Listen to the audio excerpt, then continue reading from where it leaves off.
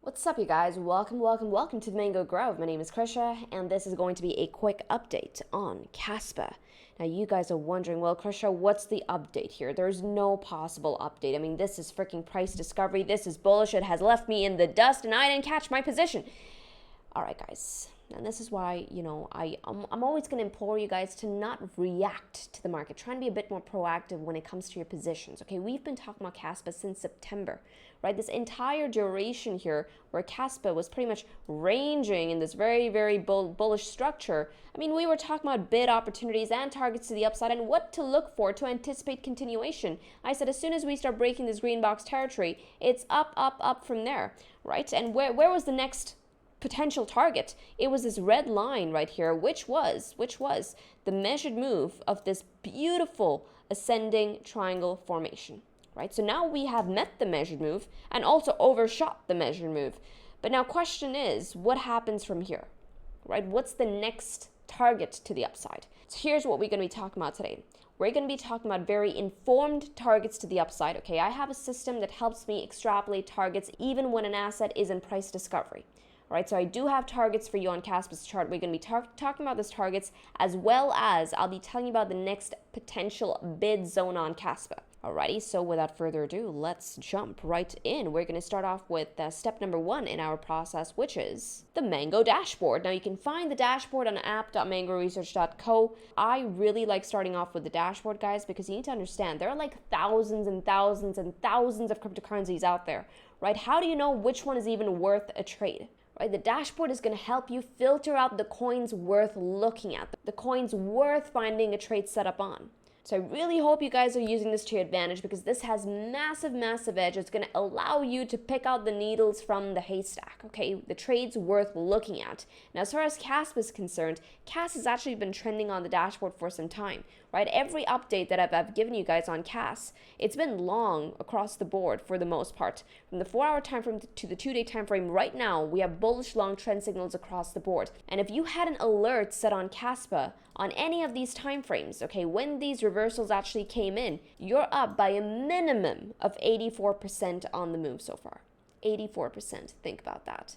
Okay, and now, especially now that markets are trending, I'm going to suggest that you guys have these alerts on any coin that you're looking at, okay? All you got to do is set an alert, is just click on that bell icon, okay? And every time the trend changes on the time frame that you've set the alert on, so I'm currently on the daily time frame. If I set an alert on Kaspa right now, I'm going to get an alert via email when this daily trend flips neutral or short. So it's going to keep you on the right side of the trend every time it flips.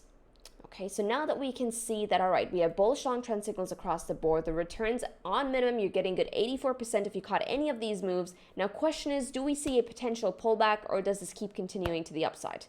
I'll say this. Right now, yes, the bulls have the edge in a massive way. If they want to pick this up from here, they can. However, notice the volatility, guys. Volatility is expanded to these dangerously high numbers at 99 and 100. And usually when I see volatility expand to that extent, I look for it to contract then. Okay, that's when I start looking for those pullback opportunities. I'm not as eager to jump into position.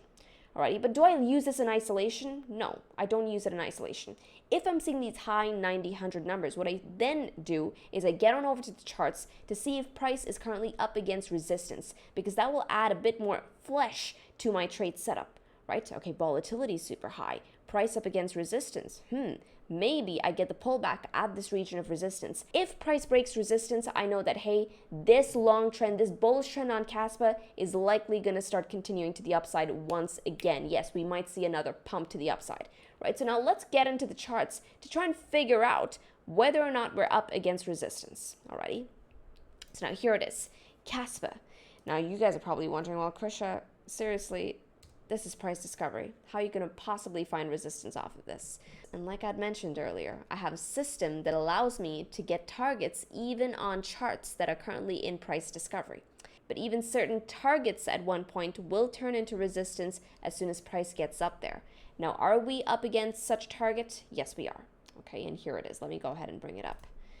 Right, this is one of the targets that I have extrapolated from my system, which comes in at around 0.098 cents. Okay, if you guys want to take note of this number, please go ahead and do so. Okay, so I'm not looking at the measured move as a target per se, but I am looking at this region at around 0.098 cents. This is to say that I will not be looking for continuation to the upside until Kaspa closes candles over 0.098 cents. All right, I want to start seeing strength over this region for me to then anticipate another move to the upside. Alrighty, I'm keeping this as simple as possible for myself, and honestly, when it's at price discovery, you can keep it simple. Alrighty, so now if we start breaking 0.098 cents, what's that next target to the upside? And here's the next target. Let's get a drum roll, please. Bringing back the old drum roll, and there it is, okay? The next target, guys, comes in at around 11 cents per Kaspa. Okay, the exact number I'm looking at is 0.114. If price clears out 9 cents, the next target, the next move to the upside is going to be a good 15% to the upside.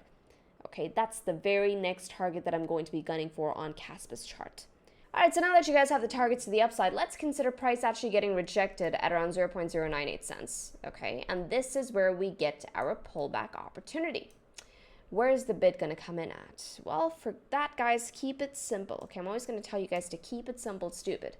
And to do that, I want you to first find out, where is the trend being established at? What time frame? Alrighty, and as far as Kaspa is concerned, that time frame is the 4-hour time frame. The trend is currently established on the 4-hour time frame. And the major pullback opportunity, believe it or not, was given to us yesterday with this wick right here. Okay, this, guys, was a 16% dump to the downside. Okay, and here's a quick tip for you guys. If you find these aggressive trends being established on the lower time frames, that's where you find the most aggressive trends. Any trend being established on like a freaking 1-hour time frame or a 30-minute time frame, right? Look at Kaspa right here. If I just turn on my Mango Dynamic Indicator, you'll find that every test, ever since we broke out of that massive ascending triangle formation, right?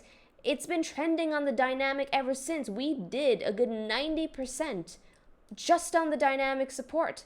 Okay, it's crazy, it's insane, because every test of the dynamic indicator was met with support, guys. Notice the buyer stepped in on every test of it. Okay, those were the massive bid opportunities for anyone looking to catch the trend. However, notice what happened here. We broke it for the first time. Now, when you see an aggressive trend being established and then that trend breaks, okay, look towards the next higher time frame. What's that next major time frame that you ought to be looking at to see if there's support there? Because if there's support on that time frame, that's likely your bid opportunity, right? So if I'm noticing that, hey, the trend is being established on the 1-hour time frame, I then look towards the 4-hour to see if there's any support on that dump. And yes, there was. Okay, we had dynamic support that came in on the wick. Alrighty, so that was that major bid opportunity that everyone got yesterday. So if you caught a bid on that, freaking major props to you. Okay, you had to be really proactive because it happened fast, but major props if you did. You totally freaking deserve that win. But now for those of you who missed it, what's the next bid opportunity for you guys? Do we get back down there again? Almost. This is the bid zone that I'm looking at for Kaspa. Okay, for those of you who want to take note of it, please go ahead and do so. How have I come up with this bid zone? Well, once again, I've been using my price target system to help me even identify the next major regions of support.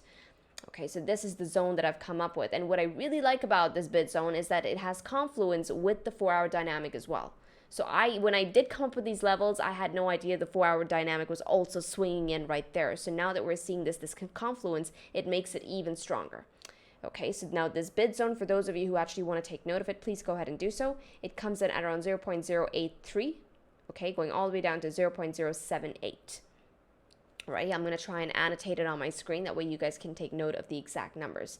But if we start getting rejected here, this is that next bid opportunity that I'm going to be looking at. But does that mean you just buy here and it's all over and price goes up from there? No, there's a possibility that price breaks that region of support. Support is what, essentially, guys? Support are those bid levels that's going to be easy for you to manage any trade off of. It's the zones where you know that you are wrong on trade very fast, because ultimately as traders, what we are looking to do here, we're also looking to be good losers. To be a good loser, you first need to know when you're wrong as fast as possible with the most minimal losses possible. That is you being a good loser. And when you manage to get your bids on important critical regions of support, you can actually do those two things. Now, this actually brings me to, well, the Mango Sprouts program, guys. Module 5 drops this week, where you are going to be learning about precision, support, and resistance. I cannot wait. I'm very, very excited for you to, well, check out this module. This is where I drop all the golden nuggets. I essentially tell you how to, well, get those precise targets,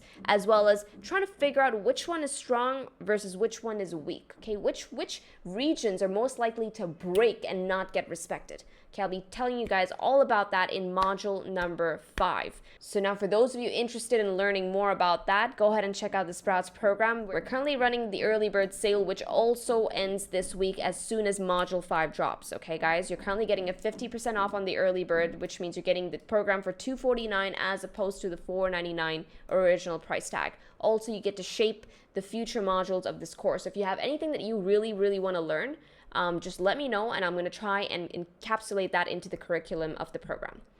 Okay, and also, by the way, massive shout out to, well, one of the Sproutlings who reached out to me with this very, very sweet message. This is the message that I woke up to today. He says, I've completed module 1 so far, and even if I have been training for the past 2 years, I have already learned lots. Thanks for all of your hard work putting into the course. Your spectrum and way of analyzing the concepts is highly beneficial. And I'm so glad that you're saying this, because the way I'm trying to present this course is that, yeah, technical analysis, there's a lot of theory behind it, but what really helped me was context. All right, so what I'm trying to do in this program is give you guys context while learning the theory. That way, with every module that you learn, these are concepts that you can apply to your trading right off the bat.